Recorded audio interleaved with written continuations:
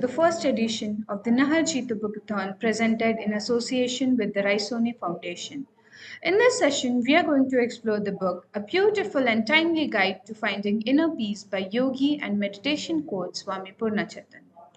Swami Purnachaitnya is an author, speaker, and spiritual guide to many around the world. He is a sought after teacher of yoga, meditation, and mantras, and an enthralling storyteller. Swamiji was born in the Netherlands to a Dutch father and an Indian mother who played a central role in inculcating a keen interest in the spiritual practices, cultures, and philosophies of the East in him. To defining moment in his life came at the age of 16 when he met Gurudev Sri Sri Ravi Shankar, the founder of the art of living, in whom he recognized his spiritual master. After completing his university studies in Indology with a specialization in Sanskrit, he left the Netherlands and moved to the Art of Living International Center in Bengaluru, India, to master Vedic knowledge, rituals, and recitation of mantras and Vedic hymns. He received his title Swami as an acknowledgement of his high state of consciousness and commitment for dedicating his life to serving others. Purnachaitanya is the name given to him by his master, meaning the one whose consciousness, Chaitanya, has fully blossomed. He is currently a director of programs for the art of living, where he conducts a range of personal development trainings and oversees various service projects in India and Africa. Our moderator, Dr. Rosina Rana, is a seasoned counselor and a life coach. Currently, she is associated with Raisoni Group of Institutions as Manager, Training and Development. She is also the director of a counseling center set up in Nagpur. After completing her PhD in clinical psychology, she has helped a large number of people, including 30,000 students, 5,000 teachers, and 500 parents. And many working professionals create their own runway to peace and success. In her professional legacy, she holds many awards and accolades to her credit. Some of the most prominent awards include Outstanding HR Trainer and Psychological Counselor by Higher Education Ministry, Government of Telangana, Nation Builder Award by Rotary Club of Nagpur, and the Women Achievers Award by the Ismailia Helping Society. Now, I would like to hand over the session to the moderator. A very, very warm welcome to all our viewers. A very warm welcome to our Swamiji Purnachaitnya. The name itself brings so much of peace and so much of wisdom. From Netherlands to India, going around 20 countries, very young age of 6 years, very quite young, from judo, taekwondo to yoga and meditation. And Acharya, with us, Swami Purnachaitnya sir is with us, talking about yoga, meditation, the real yoga, the ancient mantras, the power of sound and vibration, meditation and mindfulness, full of wisdom, peace, charm, and grace, and also to tell you, full of humor as well. Because just before we started, I told Swamiji that I can see a halo there, and Swamiji said, I can't help it. So that's, when you are Swami, you don't have to be really very serious. You can also be, you don't have to be, you can. We are going to talk about the book Looking Inward, Meditating to Survive in a Changing World. The world is so different today.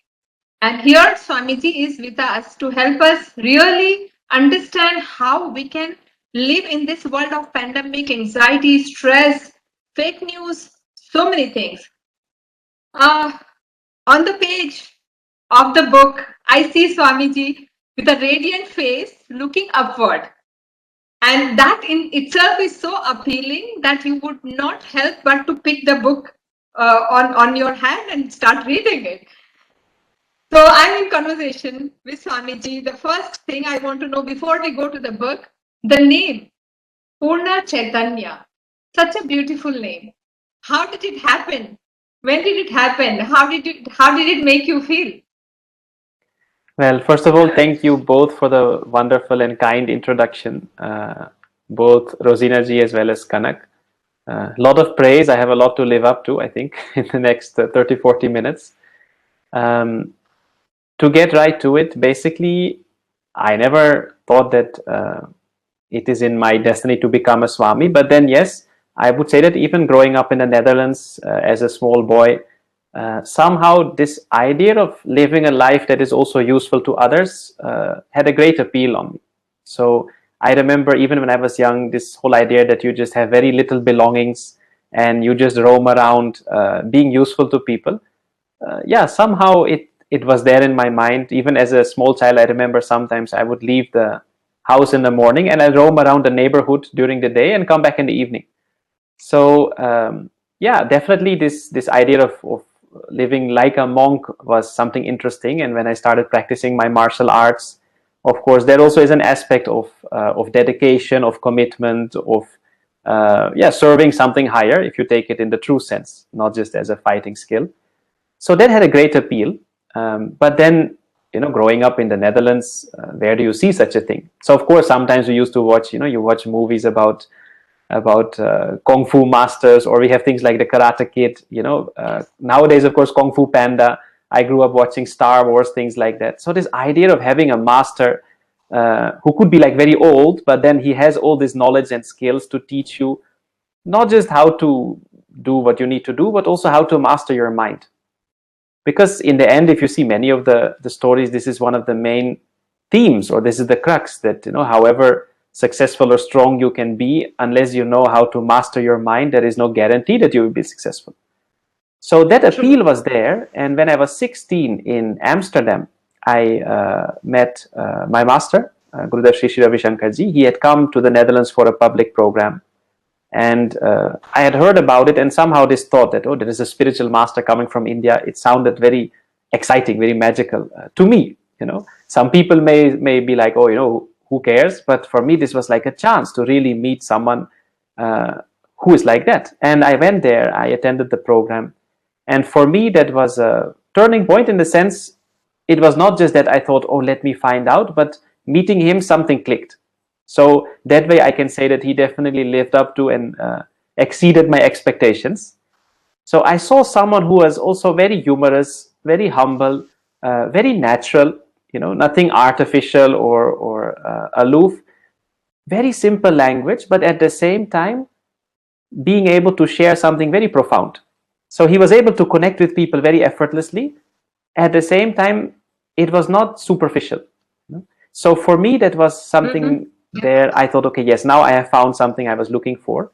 And then after finishing my studies, I had done a few of the programs that the organization offers, that he started, The Art of Living. I started learning about meditation, about yoga, about pranayamas, breathing techniques, and this practical wisdom that you can apply in your day-to-day life. But then after finishing my studies, I thought, okay, let me take out 1 or 2 years and be a little more useful to the society. So I thought, no, like some people, even some of my friends, they used to go somewhere abroad, do some volunteering. So I thought, okay, let me go to India, to the headquarters of the Art of Living, of the organization, and also dedicate 1 or 2 years of my time to serve in a bigger capacity. And it was a chance for me also to keep learning more, to go deeper into this knowledge. But then after 2 years, I'll be very honest, Rosina ji, for me it was a very easy choice. You know, sometimes people ask, you know, how come? Some of my friends also used to ask, you know, why did you decide to move there? You are very comfortable in the Netherlands. But then for me to see that I'm able to live a life of service fully, rather than saying, okay, I may find a little time in the weekend after, you know, finishing my job and all of those things, paying my bills, to do a little something here and there. So yeah, I stayed back, and then a few years later, if we fast forward, maybe a combination of my keen interest in the Vedic tradition, the practices, as well as I guess my approach to life and the way I went about it. Whatever it may have been, who knows? But my master at some point felt that I am also worthy of this responsibility, or this title or blessing, whatever you want to call it. So he gave me the opportunity to be initiated as a Swami. And for me, it was not something that I was expecting, or I could say working towards. But then in many ways, I was anyway living a life like that already. I had few belongings. I was happily dedicating my time. So it was quite a natural transition. But till today, I feel very grateful because, yeah, I see it as a great honor to be a part of this ancient tradition, and yeah, to be able to live a life of service like this. That's wonderful. That's wonderful. I think it's so inspiring. So inspiring. And if there are young people watching this, this is something that you really need to kind of replay and listen to it again. That's such a wonderful. Swamiji, I want to know what is one thing that happens in the Art of Living center which you really enjoy and like, if you had to recommend one. Well, just to state the reality nowadays, I'm not there most of the time. The last so many years, I have been traveling extensively. Even the last 3 years, I've spent most of my time in Africa. So that is the thing. Now, if you say I don't need anything or I don't need much, I don't have a direct responsibility of a home or a job or a family. So my master can send me anywhere. So one day he said, why don't you go to Africa for 2-3 months? And it became 1 year. And then I came back for a bit. Then again, I went for supposedly 2 months. That again became a year. So most of the lockdown also I spent there. But then coming back here, I would say one of the things that I was so happy to find again is that here we have a beautiful campus, and like it's green, it's very peaceful. And one of the main things I think is that to live in a place where people are aware of these principles. They practice meditation every day.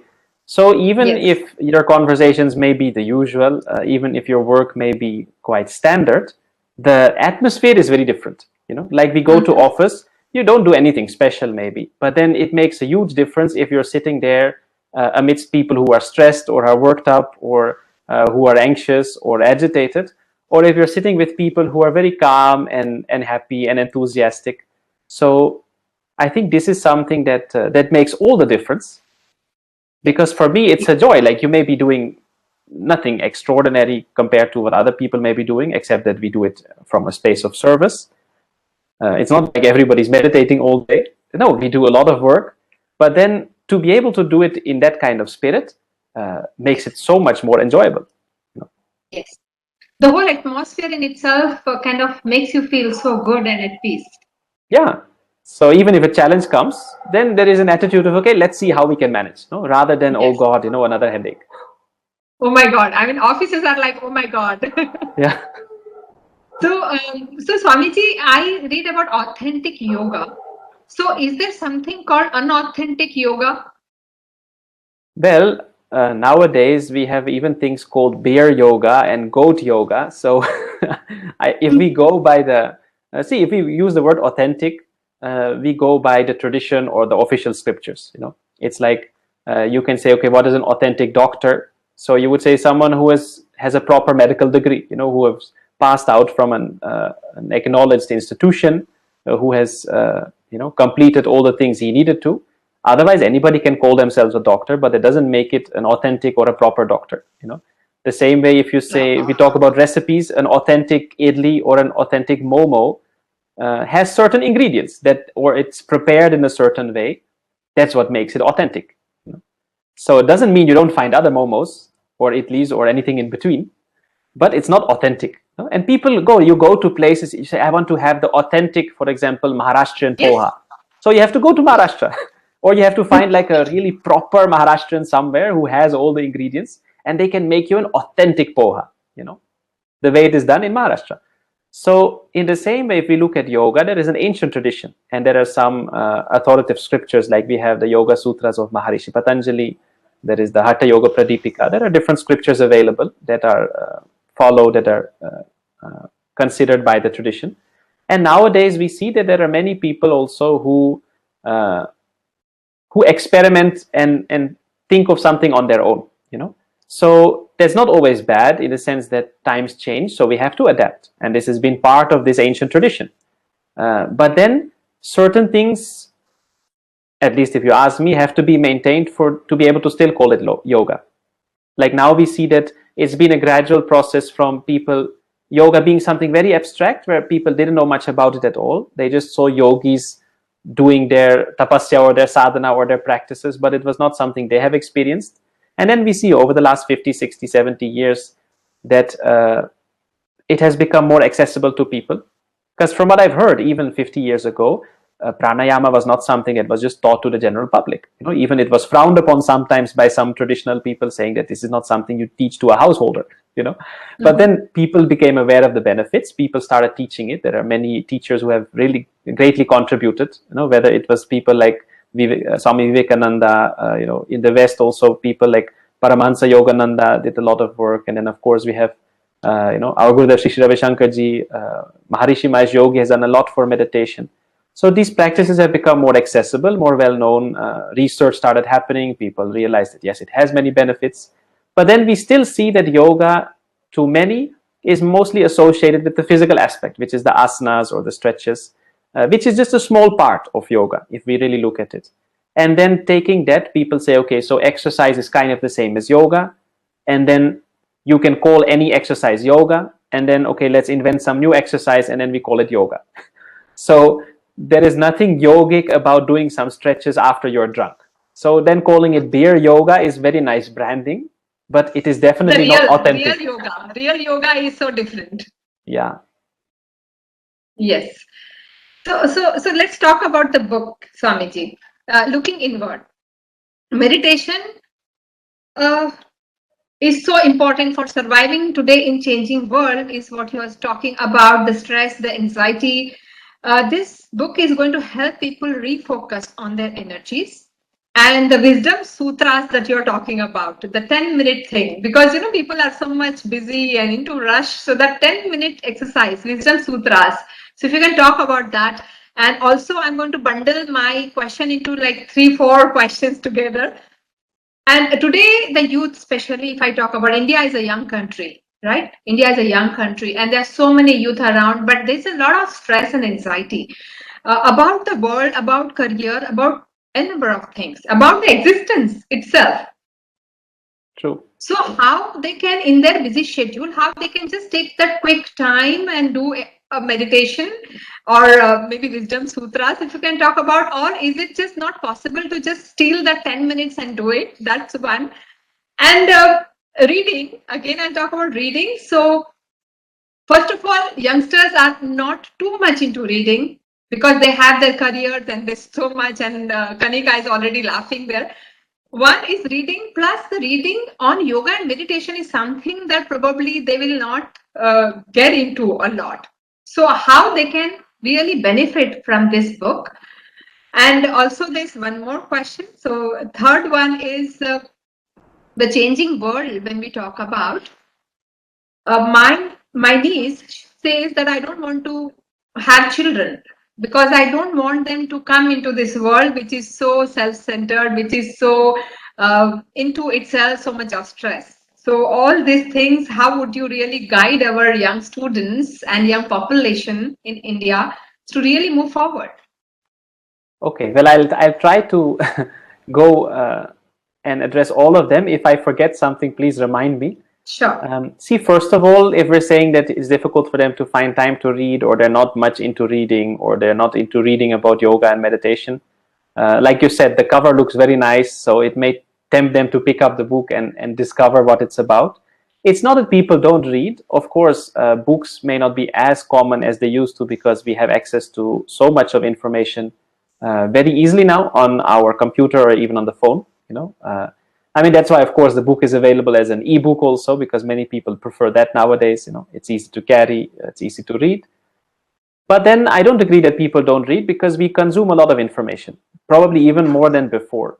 And more than anything, I think our younger generations are more and more capable and equipped of also finding that information. It's not as tedious as having to go to a library like in the earlier days and hoping you can find a book if it's available there or not.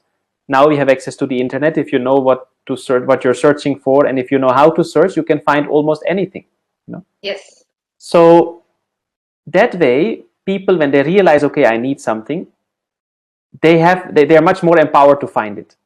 And when we talk about, finding the time or the importance of meditation, I think also that more and more this younger generation is actually much more aware that even though I'm learning so many things in school, I have to learn so many things, I have to study, but then there are certain things which are lacking. That's why sometimes even people say, the current education system is no good, because most of what we are learning in school will be either outdated by the time we graduate, or I'm not going to use it anyway. Yeah. And that is why earlier we also used to feel like that. But then the problem is, it's true that even information is changing much more rapidly. Technology is changing so quickly. Society, life is changing. And that is why I've mentioned, to survive in a changing world, because especially in the last 1 or 2 years, I think almost everybody was reminded of the fact that all those things that we tend to rely on for our sense of security, our sense of stability or self-confidence, have started shaking. I know so many people personally who, for example, may have lost their job during the pandemic, even though they were working for that company for a very long time, and it was never expected. They thought, okay, I'm set. The same way I know people who had a flourishing business who had to close down due to the pandemic. They had never expected that. I know people who have seen their savings dry up, which they thought, okay, I'm set. Even in other countries across the world where the economy suddenly went for a toss. I know people who greatly rely on their social life. So their quick fix or their good time used to be hanging out with their friends. So even if your day is terrible, you go and spend time with your near and dear ones or some of your friends. You blow off some steam and you feel good again. It's like, okay, you can face the world. But then during the lockdown, that was not allowed. You cannot go meet people. People are miserable. So even people who never used to worry about their health suddenly got very anxious. Oh, what if I get this virus? What will happen? People may have lost near and dear ones. So this was never not a possibility. Anything can change anytime. This has always been a reality, and sometimes they would. It's just like now everything came together and people realized that, oh, my whole world has started shaking, or my sense of peace, of contentment or security has started shaking. And if we look at our life, we are also changing. Your body is changing. It doesn't look the same as it was 10 years ago, 20 years ago. Your preferences have changed, your likes, your goals in life, your favorite music. But then, despite all that, we still feel that I am me. So there is a part of us which has remained the same throughout, which is untouched. Whatever you may have gone through, however traumatic it is, or however unfortunate, or however exciting, whatever it may be, there is a part of us that remains the same throughout. And meditation is, I would say, consciously connecting to that, experiencing that, tapping into that, hanging out with that. So the beauty is, the more you start to experience that consciously, because unconsciously we know. That's why we say I am me. I'm still me. But when that becomes more conscious, then what happens? That whatever happens, irrespective of that, I'm still here. And the same way, if you look at your sense of happiness or peace, it's very interesting. We think that there are certain things that make us happy. That's why we spend the whole day running around doing so many things. Because you think, okay, if I have this much money, then I can buy this or go there or have that or do this. So we spend most of our time and energy and effort to achieve so many things, whether it is something material or a position, a recognition, status in society, or just, whatever it may be. But at the same time, you also notice that there is no guarantee that it makes you feel good. Like you go to a restaurant, the food is amazing, and a few weeks later you go back because you want to feel like that again.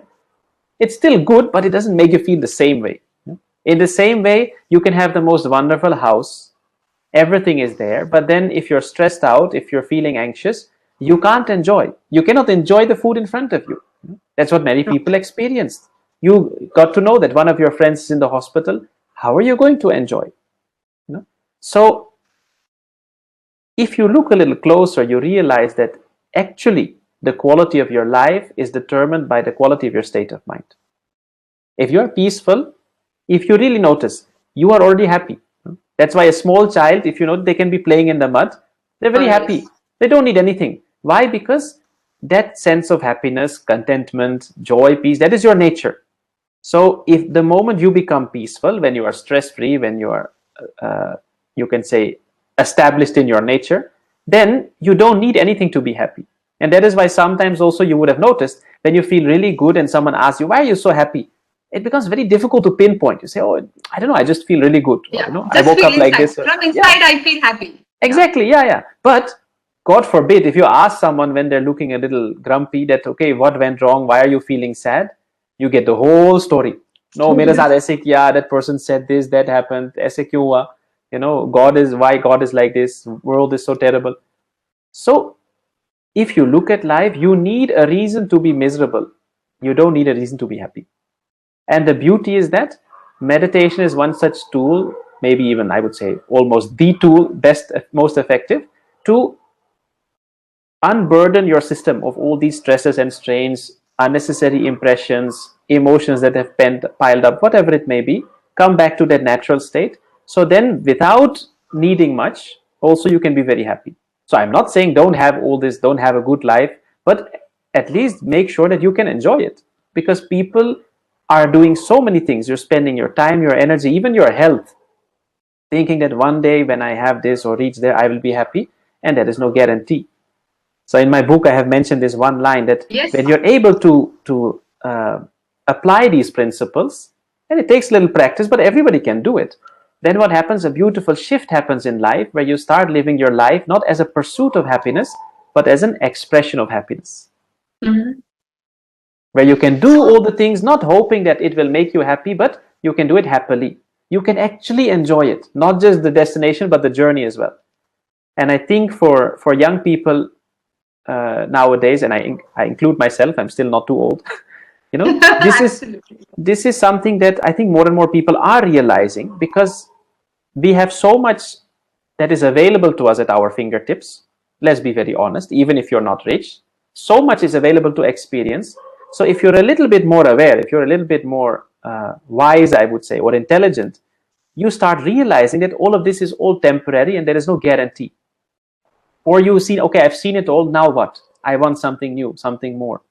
So people are realizing this. And if you're saying, okay, we are so busy, how to take out 10 minutes, it's a matter of priority. So when you realize that this is important, you will find the time. Just like you find time to eat.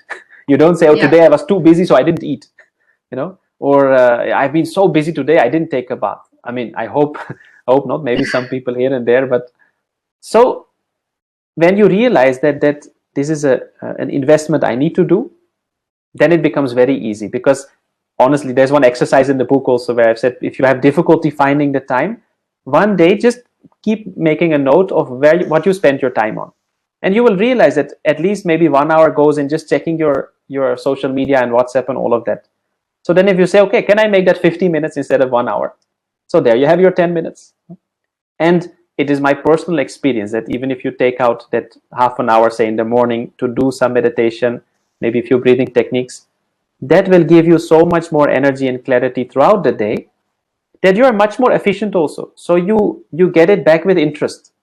Because I'm sure everybody would have noticed, if your energy is a little low, the same job takes you so much more time. Even just thinking about it, that yaar, I still have to do that. Like you have to study for an exam or do a project or file your taxes, and you think you're really not looking forward to it. So just sitting and thinking about it, yaar, I still have to do that. It's a lot of work. It's a big headache. That itself drains so much of your energy, and you're not doing anything. While if you're very, you can say, charged up, and your mind is very calm and focused, that same thing can be done maybe even in 10-15 minutes. That reminds me of Stephen Covey writes in his book in 7 Habits, if you have read. He talks about sharpening the saw. So you need to sharpen the axe and you'll be able to chop more and more trees in less time. Yeah, So, well, let's save the trees, but yes, definitely.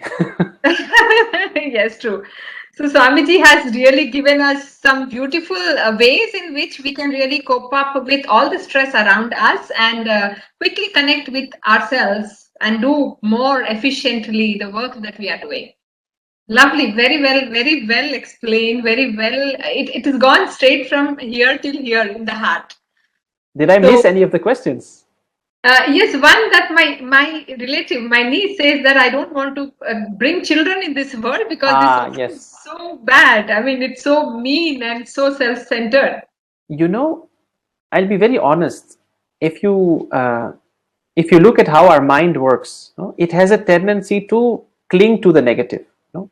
I mean, let's say we meet at a party, like this whole COVID thing is over, we can meet in person, there is another lit fest, and then it's nice, we get to reconnect. So then, we all come there and say, Kanak has really dressed up very beautifully, and everybody is complimenting her. And then, after meeting 10 people who are saying, oh, your hair looks amazing, your dress is awesome, whatever it may be, then suddenly she runs into someone else. Well, let's not take one of us, and a third person, and he says, God, Kanak, what did you do with your hair?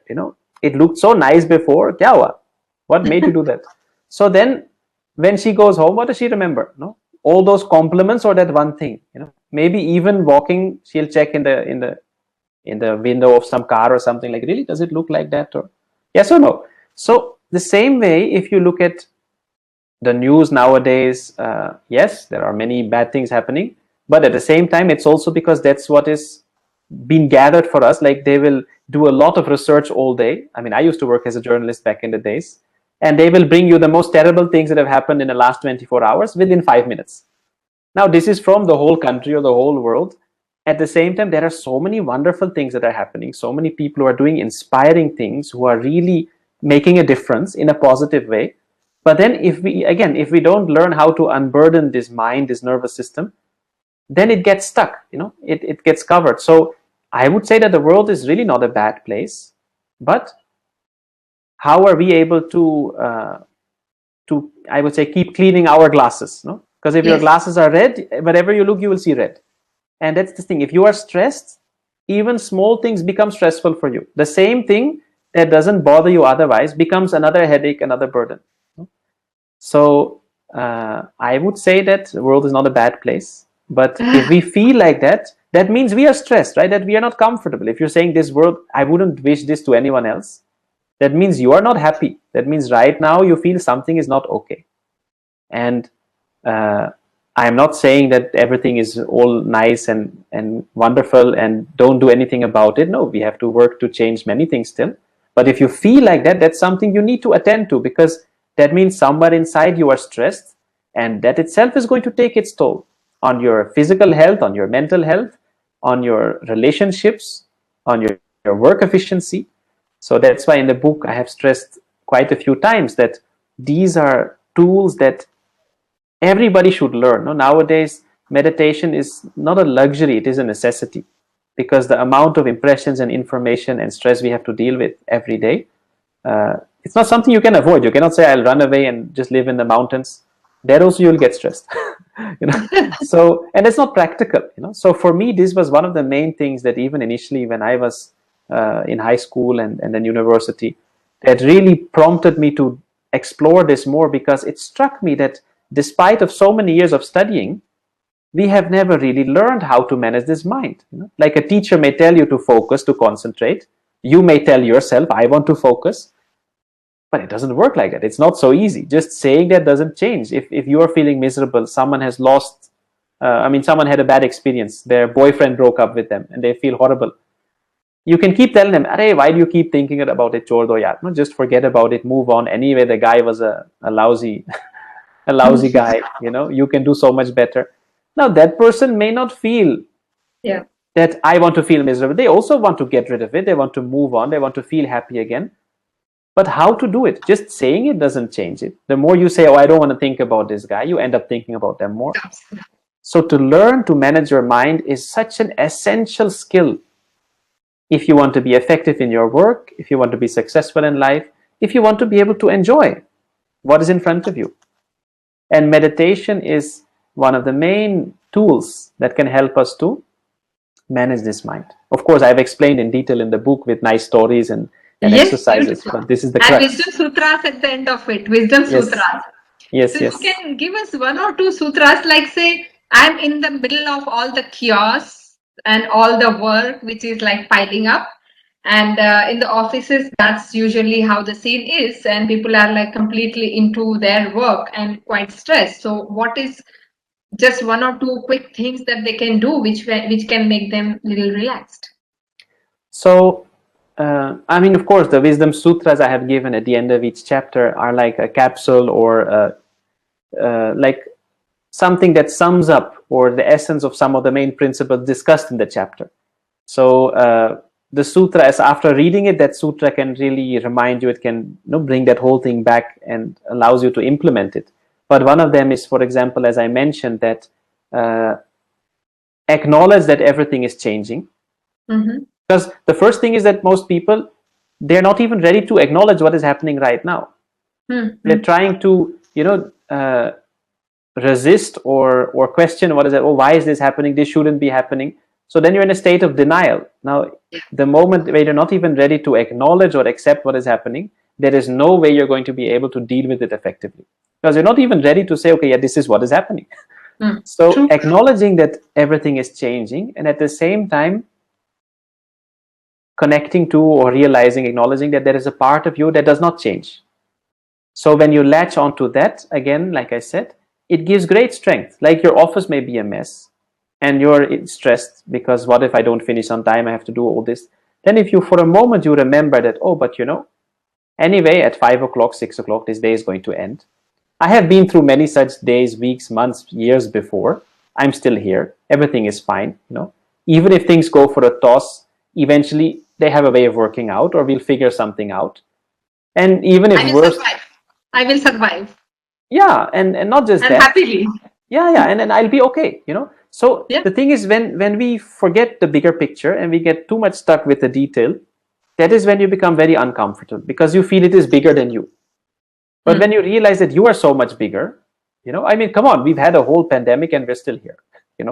So then you realize that all these things, they are such small things, and so there is no point in worrying. And when you realize that anyway, worrying doesn't make you any more effective, nor does it make it more enjoyable, then at some point you reach a point where you say, okay, anyway, there's no point in worrying. Let me see how I can attend to that. Sometimes you're able to solve it. Sometimes you may not be able to salvage everything. Okay, that is part of life, then you move on. So can I say that accepting what is happening around you, the changes, and the second thing is going with the flow? Not fully, because like I said, acceptance, it is an active acceptance. So you accept, but then you need to act. You cannot just say, okay, let everything happen. So again, going with the flow, in one way, yes, in the sense that you realize that everything is changing and you're not resisting that. But at the same time, again, it is not a fatalistic thing where you say you have no way to change it or you have no choice. Yeah. So it's you acknowledging what is there, and at the same time, that gives you then the peace of mind to take a proper decision and have a proper course of action. And you have a much bigger chance to actually affect change wherever needed because you are much more collected and calm. Yeah.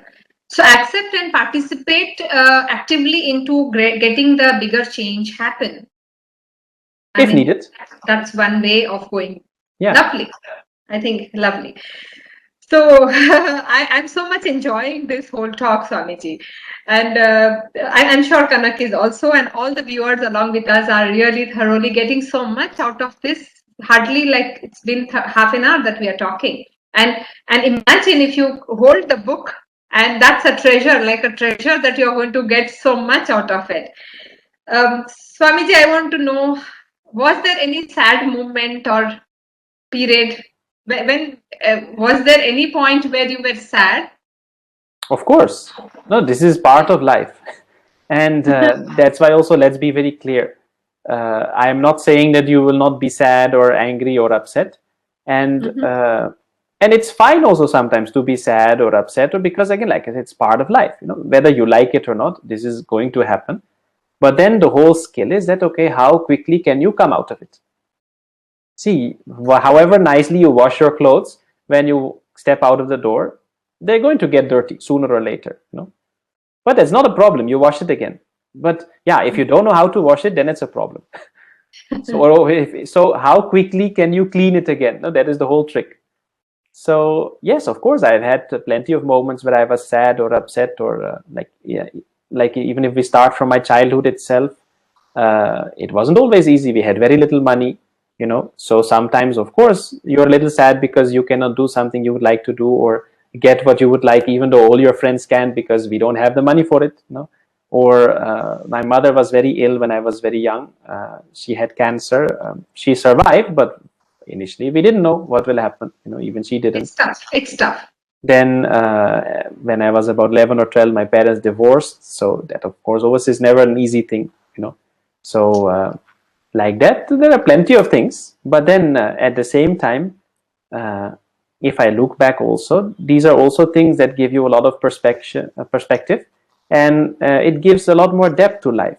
Because let's be honest, just because maybe it wasn't always easy when I was young, till today, I'm very grateful to have a wonderful meal in front of me, or to be able to say that, okay, I would love to have this for dinner, and people happily prepare it.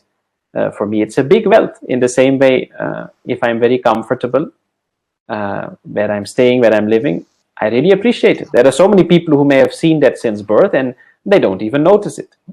So I'm not saying that's bad, but it's like, it's also the difficult times that give us you can say the perspective, or that gives you the context that allows you to also appreciate things much more.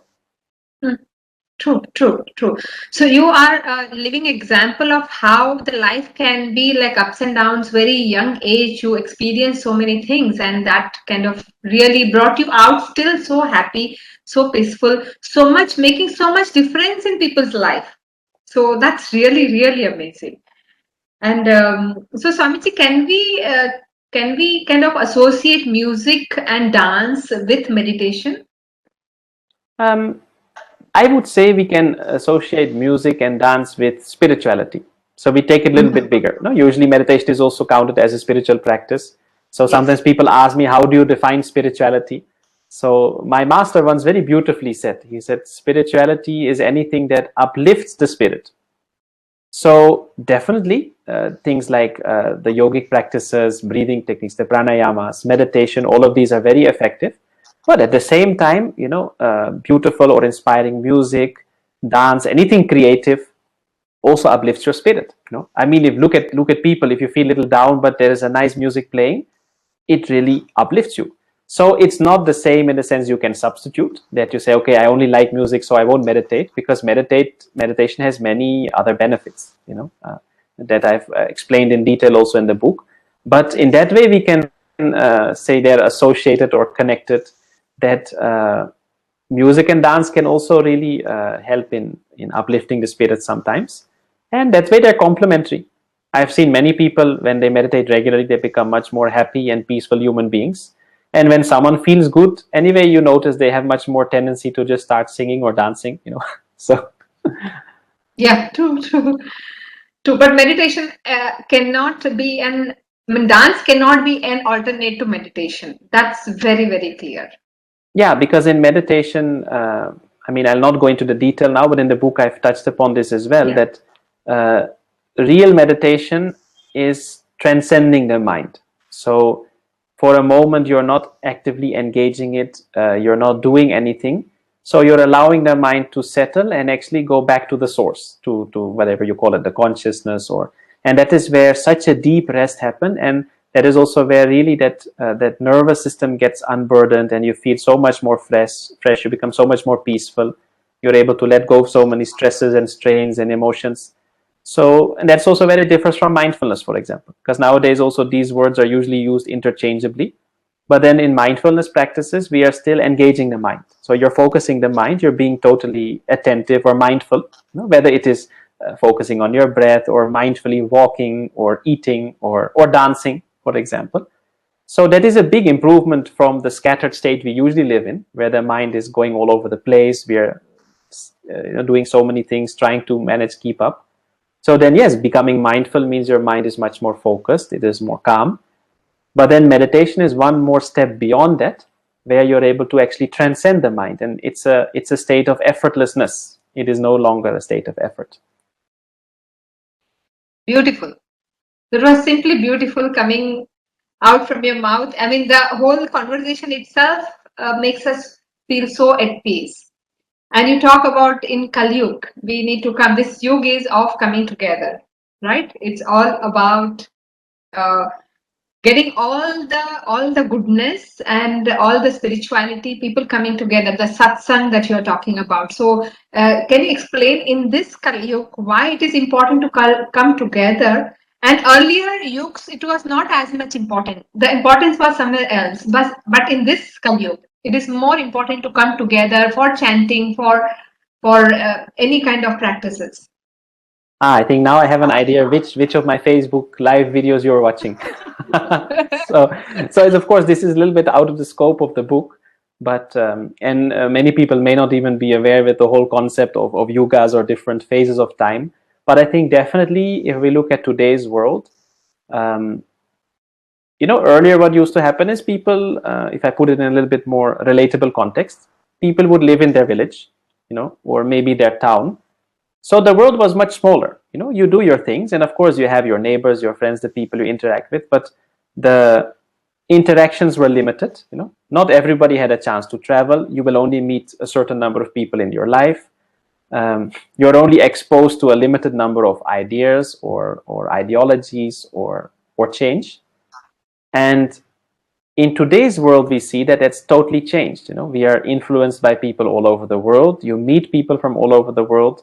So whether it is cultures, philosophies, religions, or worldviews, or goals, or what they want to achieve. And on one hand, you can say that yes, everybody would like to be independent, but the truth is also we are interdependent. You rely on so many people for your comfort. Whether it's the guy making sure that your electricity works, or the person who has baked the bread that you buy in the shop, or whatever it may be.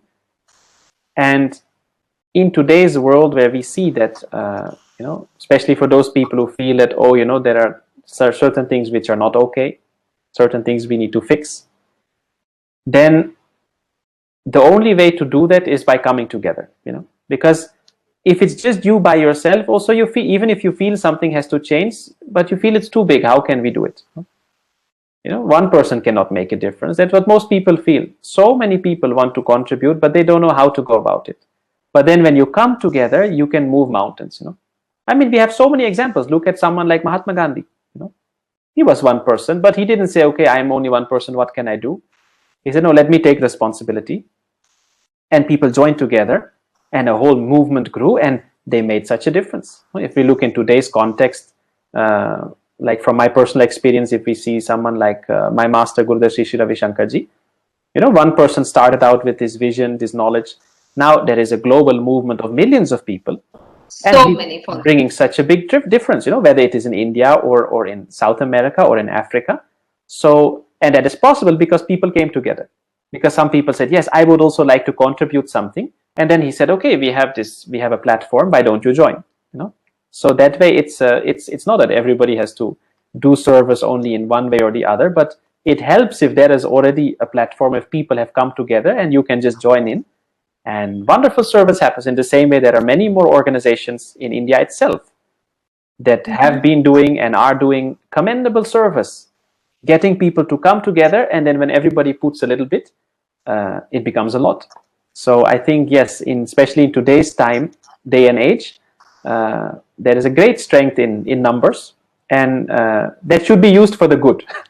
Because of course, sometimes it's also the, if you can move the masses. We've seen that sometimes with this, when they were talking about the elections in the United States, and of course, I don't know the final conclusion, but the very idea that you can change the mass psychology just using social media and then get people to do something is, of course, something to look into, because it's a reality. Yeah, true.